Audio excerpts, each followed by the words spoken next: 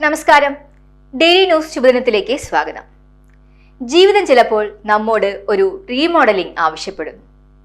നഷ്ടപ്പെട്ടത് വീണ്ടെടുക്കാനും അന്തരീക്ഷത്തെയും സമീപനത്തെയും മെച്ചപ്പെടുത്താനും പുതിയ വഴികളിലൂടെ മുന്നോട്ട് പോകാനും റീമോഡലിംഗ് സഹായിക്കുന്നു.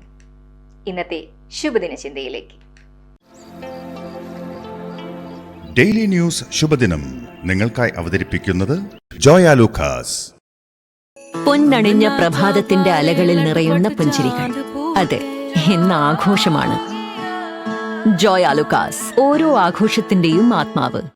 തന്റെ മകനെ പഠനത്തിലും മറ്റു മേഖലകളിലും മികച്ചതാക്കണം എന്നതായിരുന്നു അയാളുടെ ആഗ്രഹം. അതിനായി അദ്ദേഹം നിരന്തരം പല നിർദ്ദേശങ്ങളും ഉപദേശങ്ങളുമായി മകന്റെ പിറകെ നടക്കുമായിരുന്നു.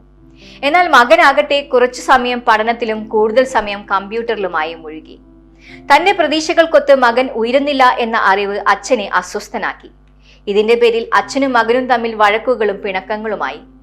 അങ്ങനെയിരിക്കെ ഷോപ്പിങ്ങിനിറങ്ങിയ അച്ഛൻ പൂട്ടിയിട്ട ഒരു കടയുടെ മുമ്പിൽ തൂക്കിയിട്ട ഒരു ബോർഡ് വായിക്കാനിടയായി.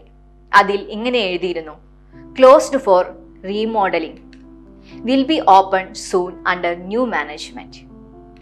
ഈ വാചകം അദ്ദേഹത്തെ വല്ലാതെ സ്പർശിച്ചു, പ്രത്യേകിച്ച് റീമോഡലിംഗ് എന്ന വാക്ക്.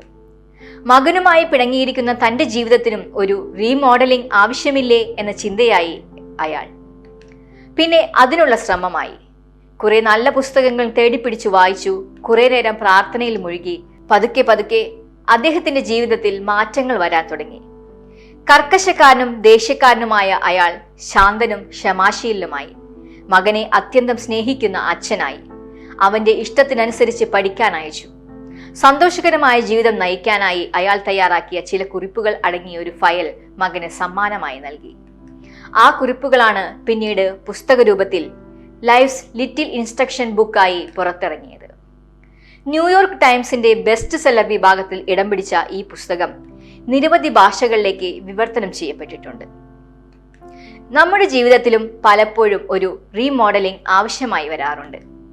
ജീവിത സാഹചര്യങ്ങൾക്കനുസരിച്ച് നഷ്ടപ്പെടുന്ന പലതിനെയും വീണ്ടെടുക്കാൻ നമുക്കും ഒരു റീമോഡലിംഗിനെ കുറിച്ച് ചിന്തിക്കാം. ശുഭദിനം.